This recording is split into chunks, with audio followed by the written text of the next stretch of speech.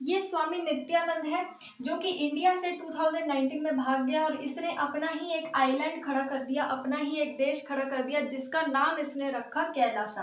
हुआ ये था कि 12 साल की उम्र में इसने ये बोल दिया था कि मेरे को ज्ञान प्राप्त हो गया है। ठीक है, इसका रियल नाम है राजशेखर, जिसको उसने बदल के नाम रख लिया स्वामी नित्यानंद। ये नाम इसने खुद ने रखा था। इसके ऊपर कई सारे आरोप लगे, जैसे कि रेप का आरोप लगा, ठीक है, और कई बार ये भी आरोप लगे कि बहुत सारे बच्चों को इसने अपने आश्रम में कैद करके रखा है। कई सारे कोर्ट केसेस धोखाधड़ी के भी इस पर चल रहे थे। ये काफ़ी डर गया था, जिसके बाद 2019 में ये गुजरात पुलिस ने ये बताया कि ये जो है भाग गया है इंडिया से करीब 16,000 किलोमीटर दूर इक्वाडोर नाम की एक कंट्री है, पता होगा आप लोगों को। साउथ अमेरिका में ये कंट्री है इक्वाडोर। वहाँ पर एक पास में एक देश बना लिया इसने अपना, मतलब इसने अपना एक पूरा का पूरा ऐसा आइलैंड खरीद लिया, आइलैंड खड़ा कर दिया। एक पूरी कंट्री अब इसके पास है, उस कंट्री का यही सब कुछ है, ठीक है। और उस देश का नाम रख दिया कैलासा। देश का नाम क्या रखा?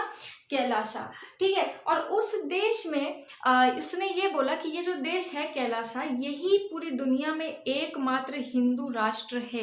मतलब इंडिया तो कुछ है ही नहीं, वही एक है जहाँ पर हिंदू लोग रहते हैं और वो बहुत बड़ा हिंदू राष्ट्र है, ठीक है। उसने अपनी वेबसाइट में ये भी लिखा था कि नित्यानंद ने कैलासा में कैबिनेट के साथ कई सारे डिपार्टमेंट्स भी बनाए हैं। मतलब वहाँ प्रॉपर एक कैबिनेट है जैसे पार्लियामेंट में होता है, और कई सारे डिपार्टमेंट्स भी हैं, मतलब पूरी तरीके से वहाँ पर सरकारी काम भी होते हैं। इसने अपने देश का एक झंडा भी जारी किया था जो कि ट्रायंगल शेप का था, जिसमें उसकी खुद की फोटो है, अभी भी है, ठीक है। ये झंडा और ये आइलैंड सब कुछ अभी भी है, और उसमें खुद की भी फोटो उसने लगा रखी है उस झंडे में। साउथ अमेरिका में इसने आइलैंड कैसे ले लिया? साउथ अमेरिका में कई सारी ऐसी आइलैंड कंट्रीज हैं जैसे टोबैगो, इक्वाडोर, ऐसे कई सारी आइलैंड कंट्रीज हैं जहां पर कोई भी प्राइवेट तरीके से द्वीप खरीद सकता है, यानी कि आइलैंड खरीद सकता है, उस आइलैंड का खुद मालिक बन सकता है। और इसी चीज़ को जानने के बाद, इसी चीज़ का फ़ायदा उठाने के बाद नित्यानंद जो है वो वहाँ भागा सीधा सीधा, और जाके उसने खुद का ही एक देश बना लिया। मतलब हिम्मत देखो उसकी, है ना। अब इसके जन्म के बारे में थोड़ा देख लेते हैं। इसका जन्म तमिलनाडु में हुआ था, 1978 में हुआ था, ठीक है। इसको भी लेकर थोड़ा विवाद है कि इसने अपनी डेट ऑफ बर्थ भी सही नहीं बताई है। हिंदुज़्म को फॉलो करता है ये।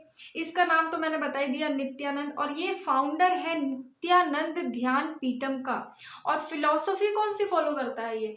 अद्वैत वेदांता, जो कि हमारे पुराने कई सारे ऐसे बड़े बड़े ऋषि हैं, ऐसे बड़े बड़े कई सारे हमारे गुरु हैं जो रियल में गुरु थे, उनका ये जो फिलॉसफी था अद्वैत वेदांता, वो लोग फॉलो करते थे।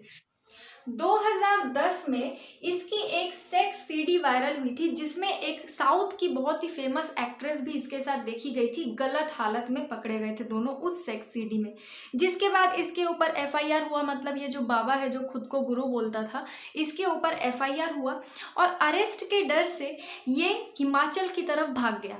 कर्नाटका की जो पुलिस है उन्होंने इसको हिमाचल से पकड़ा था, ठीक है। मतलब अरेस्ट का डर था इसको, कई सारे इस पर केसेस थे, फिर भी ये खुद को बाबा कहता था। अपने फिल्म इंडस्ट्री में, यानी कि बॉलीवुड हो चाहे साउथ इंडियन इंडस्ट्री हो, काफ़ी सारे इसके भक्त रहे हैं।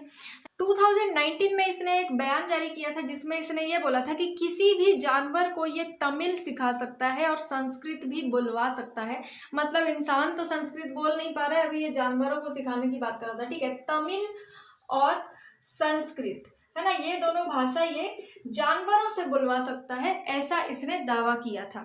एक कार्यक्रम चल रहा था, एक प्रोग्राम चल रहा था, उस टाइम पे इसने ये बोला था कि गाय, शेर और बंदर या कोई भी जानवर हो, वो उनको संस्कृत भाषा बोलना सिखा सकते हैं, और सभी जानवर जो होते हैं वो इसी भाषा में इंसानों से बात भी कर पाएंगे। मतलब इतनी बड़ी बात जो अभी तक हमारे इतने बड़े बड़े वैज्ञानिक नहीं कर पाए, उनकी भाषा नहीं समझ पाए, ये जानवरों की भाषा भी समझता है। और ये भी बोल रहा है कि जो जानवर है वो इंसानों से संस्कृत में बात करेंगे। इसने ये भी बोला था कि जानवरों के पास इंसानों के जैसे ऑर्गन नहीं होते हैं, इसलिए वो खुद ऐसा एक ऑर्गन बनाएगा जिससे जानवर भी इंसानों से बात कर पाएंगे। और दावा ये भी किया कि जानवरों से बात करने के लिए एक सॉफ्टवेयर भी तैयार इसने कर लिया है।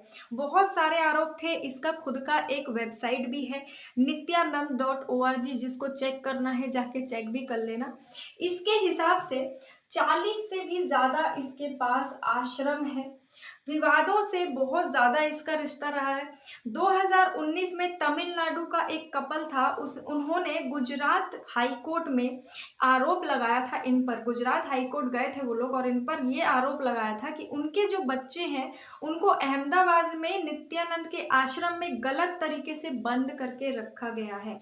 2010 में जब इसकी सीडी वायरल हुई थी, अरेस्ट के डर से ये भाग तो गया था, लेकिन इसने ये बोला था कि मैं नपुंसक हूँ।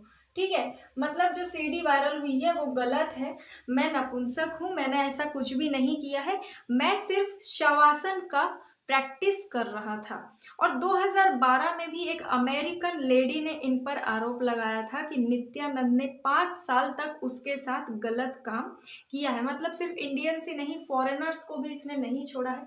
कई सारी सीरीज भी इस पर बन चुकी है, ठीक है, और मूवी वगैरह जैसे बॉलीवुड वगैरह है उससे इसका बहुत ज़्यादा रिश्ता रहा। कई सारे ऐसे बड़े बड़े जो बाबा हैं अपने इंडिया में, जैसे आसाराम बापू, उनके साथ भी बॉलीवुड का बहुत ज़्यादा कनेक्शन था। राम रहीम के भी साथ था, अब नित्यानंद के साथ भी था।